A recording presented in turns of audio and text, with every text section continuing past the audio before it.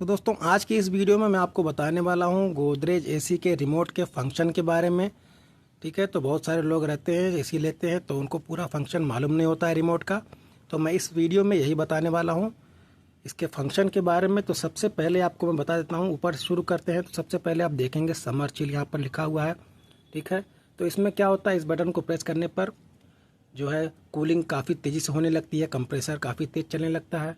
ठीक है, जिसकी वजह से रूम जल्दी ठंडा होता है। जैसे हमको इंस्टेंट कूलिंग चाहिए, कोई मेहमान वगैरह आ गए हैं, आपको तुरंत ठंडक चाहिए, तो इस बटन को प्रेस करने से कूलिंग जल्दी होगी।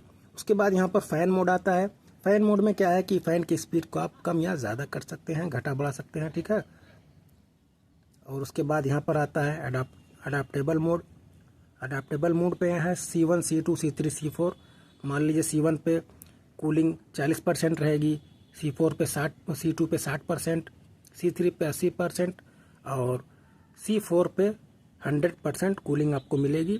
तो आप अपने हिसाब से इसको एडजस्ट कर सकते हैं। और इसमें क्या होता है कि कम या ज़्यादा अपने हिसाब से कर सकते हैं। और थोड़ा इलेक्ट्रिसिटी का बिल वगैरह भी कम आता है, क्योंकि कंप्रेसर की स्पीड इसको आप एडजस्ट कर सकते हैं। C1 से बिल्कुल कम चलेगा और C4 करेंगे तो बिल्कुल हाई पे चलेगा कंप्रेसर। उसके बाद यहाँ पर टाइमर का और टेम्परेचर दोनों ऑप्शन आ जाता है। तो यहाँ से आप टेम्परेचर को कम या ज़्यादा कर सकते हैं। ठीक है, नीचे वाले से कम होगा, ऊपर वाले से ज़्यादा होगा टेम्परेचर।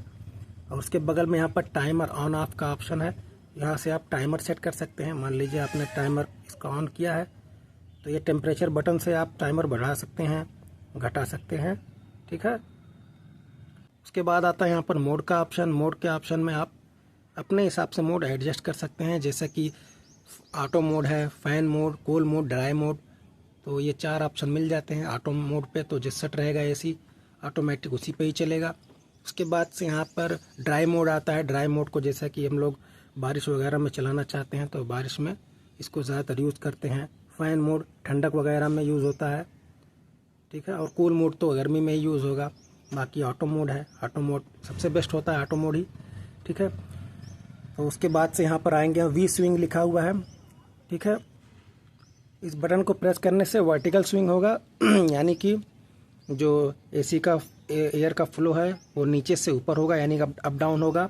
और एच स्विंग यहाँ पर लिखा हुआ है, तो यहाँ पर एच स्विंग है, तो इसको दबाने से राइट टू लेफ्ट और लेफ्ट टू राइट एसी का थ्रो जाएगा।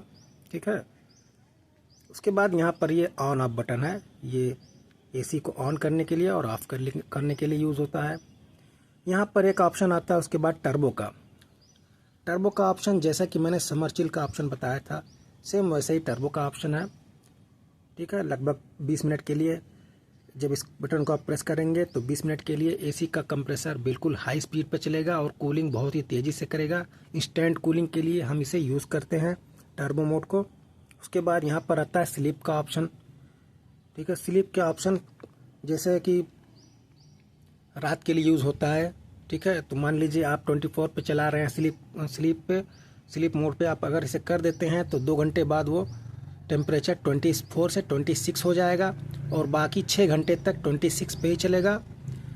ठीक है, तो जब 8 घंटे कंप्लीट हो जाएंगे तो एसी ऑटोमेटिकली अपने वापस से डिफ़ॉल्ट जो उसका टेम्परेचर है उस टेम्परेचर पर एसी दोबारा से चलने लगेगा।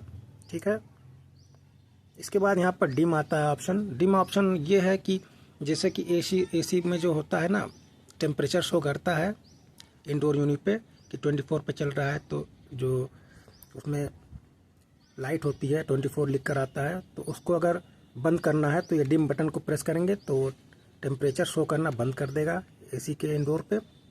उसके बाद यहाँ पर इको मोड आता है। ठीक है दोस्तों, इको मोड जैसा कि इकोनॉमिकल मोड है, ये पावर सेविंग के लिए यूज़ होता है।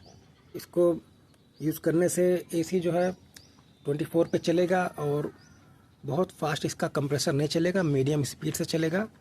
ठीक है, और ना ही बहुत कूलिंग करेगा और ना ही बहुत कम कूलिंग करेगा, ना ही बहुत ज़्यादा कूलिंग करेगा, मीडियम कूलिंग करेगा ये इको मोड। और इस पर क्या है, इलेक्ट्रिसिटी बिल भी थोड़ा कम आता है। ठीक है, और उसके बाद यहाँ पर साइलेंट मोड है।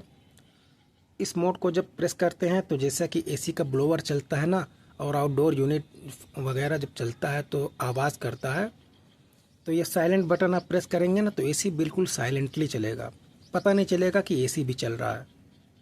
ठीक है दोस्तों। तो साइलेंट मोड के नीचे ही आप देखेंगे सेल्फ क्लीन भी लिखा हुआ है। इसका क्या मतलब है कि ये साइलेंट बटन जब हम एसी को ऑन करेंगे तो एसी में ऑप्शन है सेल्फ क्लीन का। तो एसी ऑन करने के बाद से साइलेंट बटन को अगर हम 5 सेकंड के लिए प्रेस करके रखे रहेंगे इसको इसे 5 सेकंड के लिए, तो ऑटोमेटिक एसी के डिस्प्ले पर CL लिख के आ जाएगा। जहाँ पर टेम्परेचर लिख के आता था उस जगह पर CL लिख के आ जाएगा, यानी कि क्लीनिंग। तो जब CL लिख जाएगा तो यानी कि क्लीनिंग का प्रोसेस शुरू हो जाएगा। एसी अपने आप ही क्लीनिंग कर लेगा। ये प्रोसेस लगभग 15 मिनट तक चलेगा। ठीक है, 15 मिनट के बाद से एसी में जो भी क्लीनिंग वगैरह रहती है वो एसी कर लेगा। उसके बाद से जब 15 मिनट हो जाएंगे तो नॉर्मली उसको वो ऑटोमेटिक अपने पुराने टेम्परेचर पर एसी चलना शुरू हो जाएगा।